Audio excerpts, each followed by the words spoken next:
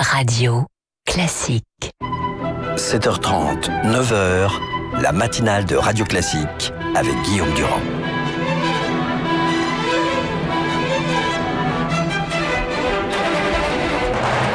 L'invité politique sur Radio Classique.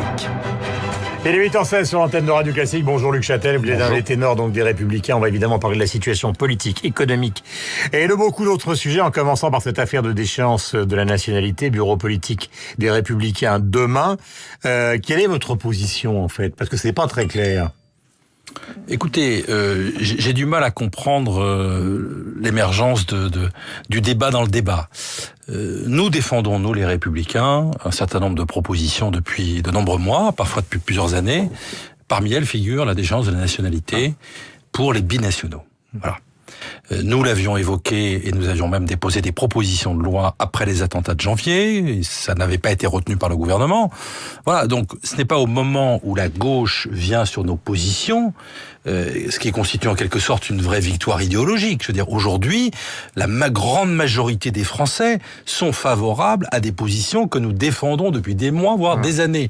Donc c'est pas au moment mais si on où élargit la gauche si on élargit vient sur nos positions que nous allons changer d'avis. Voilà, donc j'ai du mal à comprendre ce débat. Alors qu'il y ait des personnalités éminentes qui s'interrogent sur le bien fondé de la déchéance de la nationalité, certes, mais à mon sens, l'immense majorité des Républicains sont favorables à la déchéance de nationalité pour les binationaux. Mais est-ce que l'idée qui est retenue peut-être par François Hollande, en tout cas par la gauche, de l'étendre à l'ensemble des Français, est une idée qui pourrait aussi vous amener à voter la révision constitutionnelle dans ce domaine? Écoutez, d'abord, elle n'est pas avancée par François Hollande. Non, c'est un débat interne au Parti socialiste. Alors, on n'est pas obligé de participer au débat interne au Parti socialiste. Premier élément. Votez ou votez pas. Deuxième élément. Donc, attendons de voir ce que le texte qui nous sera proposé. Le président de la République a dit lui-même, et Guillaume Tabar le rappelait il y a un instant, qu'il souhaitait que le débat parlementaire fonctionne. Donc, ça veut dire qu'il pourrait y avoir des amendements. Bon, donc, on va évoquer ça.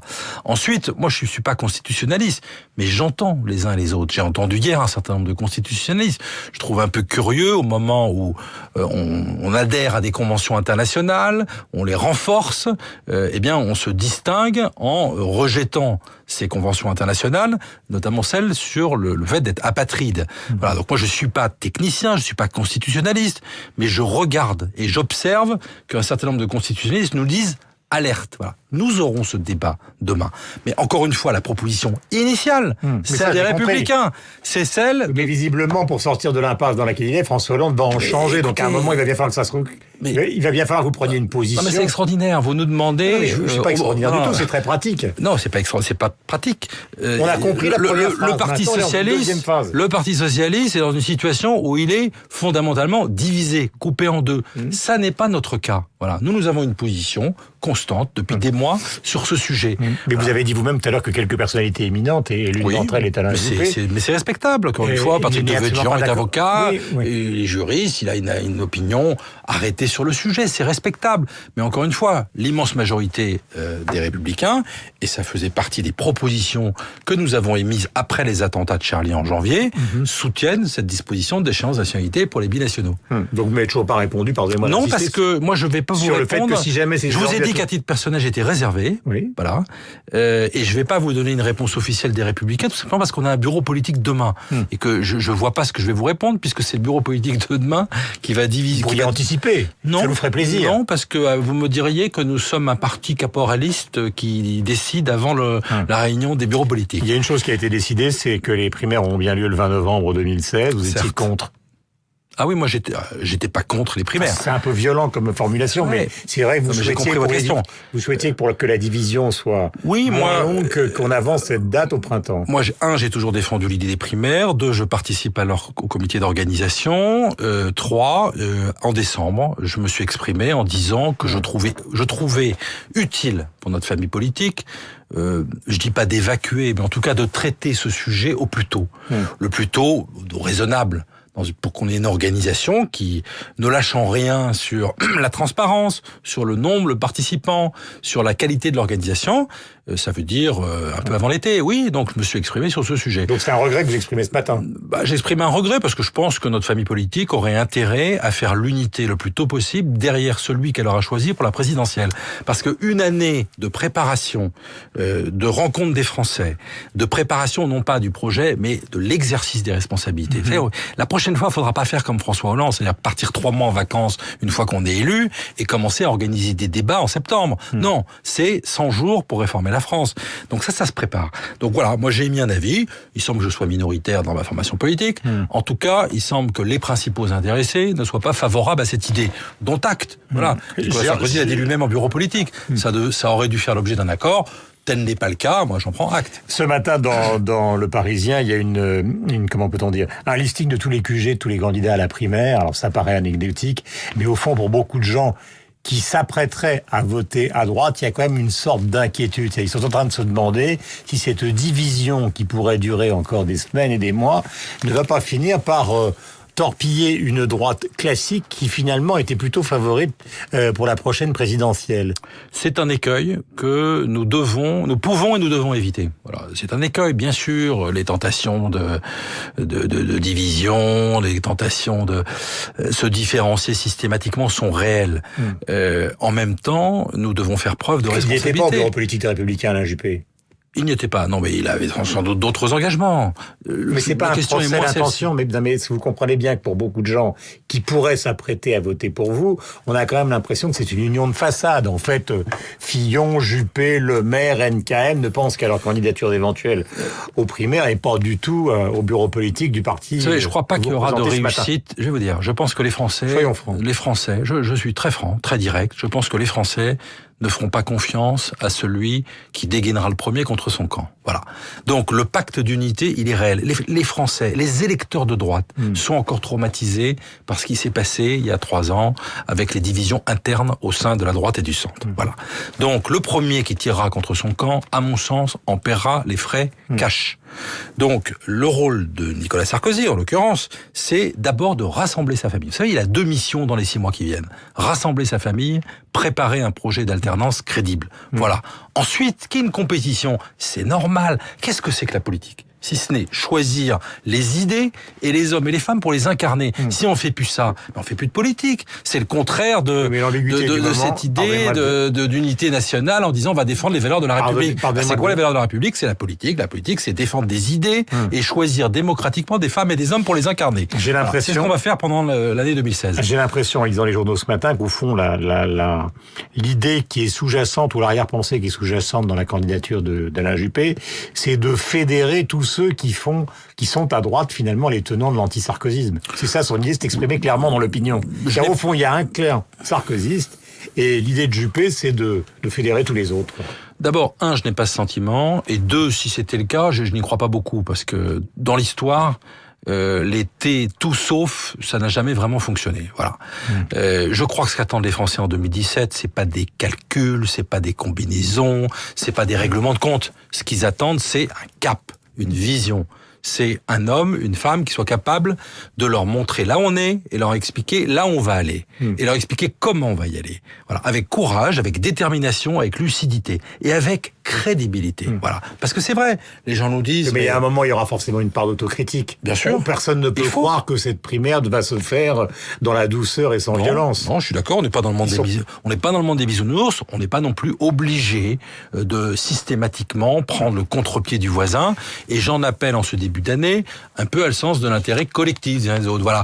On peut, oui, au débat d'idées, oui, aux propositions, c'est sain, c'est nécessaire qu'il y ait un débat d'idées au sein de notre formation politique, mais si c'est pour à chaque fois prendre le contre-pied du voisin et à la fin que ça nuise à la famille politique, eh bien, les Français nous sanctionneront et nous perdrons. Mais la plupart des électorats de droite, ce qu'ils veulent finalement, c'est l'expérience de Juppé, la volonté de Sarkozy et le programme de Fillon. Donc c'est compliqué. Et la jeunesse de Le Maire. Sans doute, mais on verra. Et ça serait mieux si on avait qu'un seul. La primaire permettra de savoir quel est le critère qu'ils mettent en premier.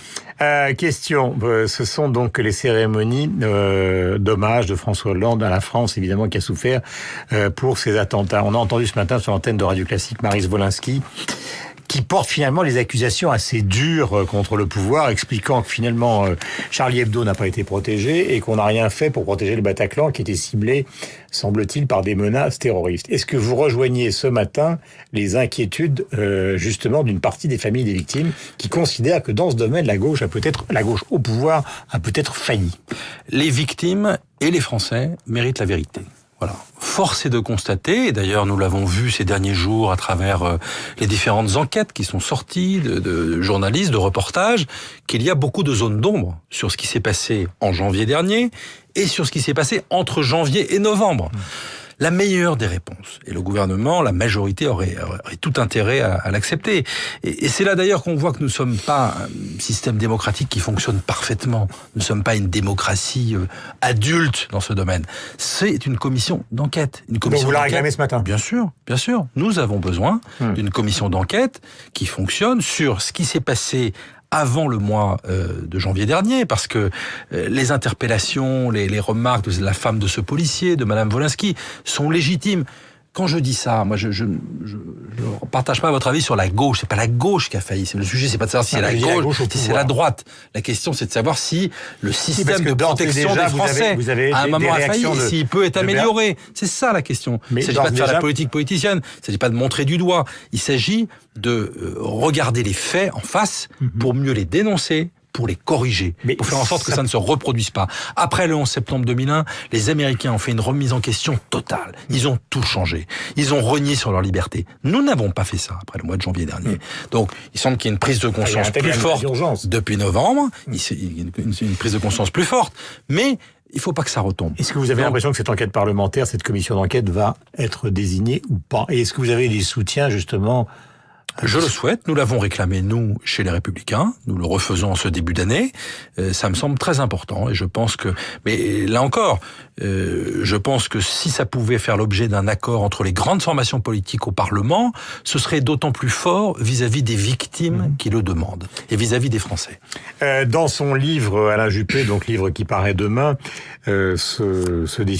définit sa position pour un État régalien extrêmement fort. Il reprend d'ailleurs des positions qui ont déjà été formulées par les Républicains, mais en tout cas pour lui, ça veut dire que il n'est pas ce que caricaturent donc les Sarkozy, c'est-à-dire une sorte d'homme de gauche déguisé. Est-ce que vous considérez, à la lecture, ou en tout cas de ce livre, ou des avant-papiers qui ont été consacrés à ce livre, qu'il y a maintenant une vraie crédibilité d'une candidature Juppé à droite? Mais excusez-moi de pas vous répondre directement. La question n'est pas celle-ci. Heureusement que Alain Juppé, qui a été secrétaire général puis président du RPR, qui est une des grandes figures de la droite depuis 30 ans, a des idées de droite. Sinon, ce serait un petit peu interpellant pour les électeurs. Sarkozy, sur les proches de Nicolas Sarkozy qui ont dit que c'était le candidat de la gauche déguisé. Je rentre pas dans ce débat-là. Je vais vous dire, en 2017, à mon sens, pour les Français, il y aura deux types de sujets à traiter. Un, les sujets tournant autour de l'autorité. Et force est de constater que les idées que la droite défend depuis 10 ans, 15 ans, sont aujourd'hui sur la table. Les Français se rallient à nos idées. Donc il serait quand même paradoxal qu'on vote pour la gauche alors que ce sont les idées de droite qui s'imposent. Et puis deuxièmement, la question de la réponse, de la riposte au chômage, la situation économique. Et là, c'est très simple. Il faut changer de paradigme. On n'a pas tout essayé. Donc la réattribution de la formation professionnelle ne sert à rien. Mais à rien. C'est le traitement social du chômage. C'est pas une vieille recette, ça n'a jamais marché. C'est une vieille manip. Ça consiste à placer des demandeurs d'emploi de catégorie A en catégorie D pour les sortir des statistiques du chômage. Je suis brutal, c'est la réalité. C'est l'éternel traitement social du chômage qui ne fonctionne jamais. Il faut changer de paradigme. Il faut renverser la table sur le chômage. Il faut tout simplement faire ce que ceux qui ont réussi ont fait. C'est-à-dire les Allemands, les Britanniques, les Américains. De la flexibilité, de la baisse des charges, c'est ça dont on a besoin. Merci beaucoup Luc Châtel d'être venu ce matin sur l'antenne de Radio Classique. Donc, pour analyser l'actualité politique, il est 8h29. Bonne journée à vous. Dans un instant, nous avons rendez-vous donc avec Sophie Paulini pour le rappel des titres et avec Philippe Tesson et Bruno Roger-Petit.